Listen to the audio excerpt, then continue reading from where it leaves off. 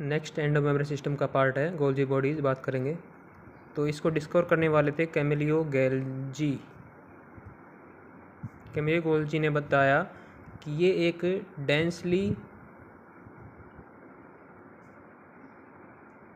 Stand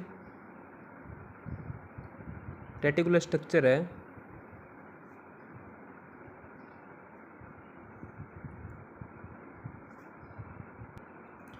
present near the nucleus and highly associated with the endoplasmic reticulum. Present near the nucleus and highly associated with ER। हाँ, तो बारी बारी word को समझेंगे। Densely स्ट्रेंड, densely स्ट्रेंड क्यों है ये? इसका मतलब ये है कि ये मिलके बना होता है सिस्टर्नी से, और सिस्टर्नी क्या होती हैं? डेंसली पैक होती हैं, पहला। दूसरा, ये बहुत ज़्यादा एक्टिवली सिंथेसाइज करता है मॉलिक्यूल्स को। तो बहुत ज़्यादा एक्टिवली है तो स्मॉल एरिया में large number of molecule synthesize होंगे। तो इस वजह से जब डाई इसके ऊपर डाई डालेंगे ना, तो ये हाईली अमाउंट ऑफ डाई को ऑब्जॉर्व करेगा। इस वजह से इसकी अपीयरेंस मोर डार्क होगी माइक्रोस्कोप के नीचे। ठीक है, फिर से बता रहा हूँ कि डेंसली स्ट्रेंड कैसे हुआ ये। एक तो सिस्टर्नी हाईली डेंसली पैक है, दूसरा इसके हाईली एक्टिव सिंथेसाइज करने की एबिलिटी की वजह से large number of molecule small area में सिंथेसाइज होंगे, उस वजह से high amount of dye absorb होगी। इस वजह से ये हाईली डार्क अपीयर होते हैं इलेक्ट्रॉन माइक्रोस्कोप के नीचे। ओके, दूसरा रेटिकुलर स्ट्रक्चर। तो रेटिकुलर का मीनिंग मैंने पहले बता दिया था, नेटवर्क लाइक स्ट्रक्चर होती है। दूसरा, न्यूक्लियस के नियरली प्रेजेंट होते हैं और हाईली एसोसिएटेड होते हैं एंडोप्लाज्मिक रेटिकुलम से। हाईली एसोसिएटेड क्यों होते हैं एंडोप्लाज्मिक रेटिकुलम से? क्योंकि यहाँ से जो वेसिकल में जो मटेरियल पैक होकर आ रहा ना, उसको फर्दर प्रोसेस उसकी गोल्जी बॉडीज़ में ही होगी। तो इसलिए ये पास होती हैं ताकि ईजिली प्रोसेस हो जाए, फर्दर प्रोसेस हो जाए। ठीक है, तो ये पहला था। दूसरा, हम इसके बारे में बात करें तो ये सिस्टर्नी से मिलकर बना होता है। सिस्टर्नी क्या होती है? Disc like structure arrange parallelly on each other. ठीक है, और इनका डायमीटर दे रखा है एनसीईआरटी में, जो कि है 0.5 से 1 माइक्रोमीटर। ये याद करना है। तीसरा, इसके दो फेस होते हैं, सिस फेस और ट्रांस फेस दे रखे हैं, and trans face. Cis face तो जो होता है ना, वो तो होता है कन्वेक्स इन अपीयरेंस, और ये होता है कनकेव इन अपीयरेंस। ठीक है, और इस फेस को बोलते हैं फॉर्मिंग फेस, और इसको बोलते हैं मैच्योरिंग फेस। क्योंकि यहाँ से जो मटेरियल आ रहा है ना ईआर से पैक होके,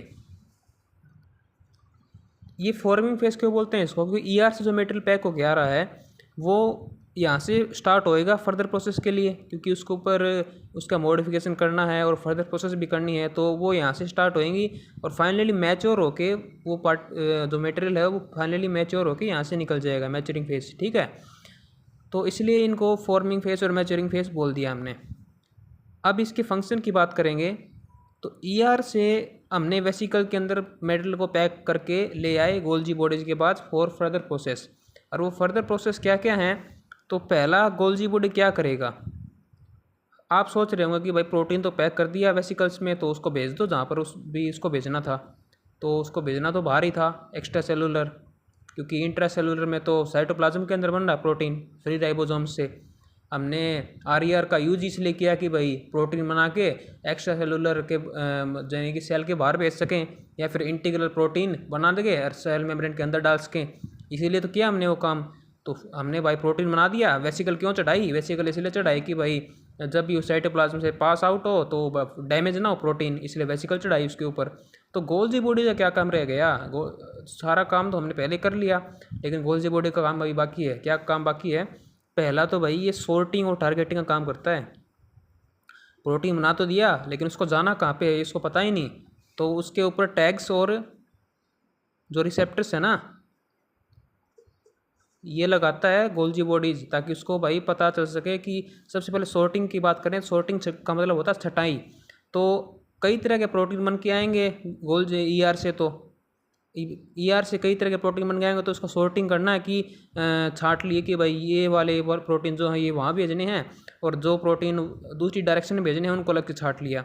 तो सॉर्टिंग का काम कर लिया पहले। तो टारगेटिंग के लिए उनके ऊपर रिसेप्टर और टैग लगा दिए, ताकि जब भी वो रिसेप्टर साइट पर पहुँचें तो उनको रिसेप्टर से उनको आइडेंटिफाई किया जा सके कि हाँ भाई ये जो प्रोटीन हम चाहिए था ये वही है, और उनको रिसीव किया जा सके ईजिली।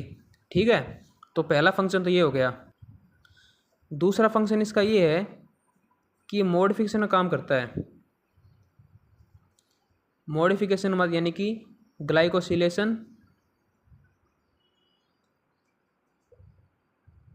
और फॉस्फोराइलेशन, यानी कि जो प्रोटीन बन के आया है ना, जो वहाँ से बन के आया है, और इसको ग्लाइकोलिपिड भी बोल दे, ग्लाइकोलिपिड और ग्लाइकोप्रोटीन। तो ये फर्दर प्रोसेस, ये मॉडिफिकेशन होंगी यहाँ पर आके। ग्लाइकोसिलेशन का मतलब क्या हुआ कि कार्बोहाइड्रेट ऐड कर दिया। ठीक है, फॉस्फोराइलेशन का मतलब फॉस्फेट ऐड कर दिया जो मेटल बन के आया है उसमें। ग्लाइकोलिपिड में लिपिड जो बन के आया है उसके अंदर कार्बोहाइड्रेट ऐड कर दिया, यानी मॉडिफाई कर दिया यानी लिपिड को। और ग्लाइकोप्रोटीन के अंदर कार्बोहाइड्रेट ऐड कर दिया, उसको मॉडिफाई कर दिया। तो कई चीज़ें होती हैं जो ग्लाइकोप्रोटीन से मिलकर बनी होती है, जैसे कि एंटीबॉडीज हो गई, तो इसलिए फिर ग्लाइकोप्रोटीन की हमें जरूरत पड़ेगी। ठीक है, और तीसरा इसका फंक्शन हो गया, तीसरा इसका फंक्शन होता है भाई टेस्टिंग।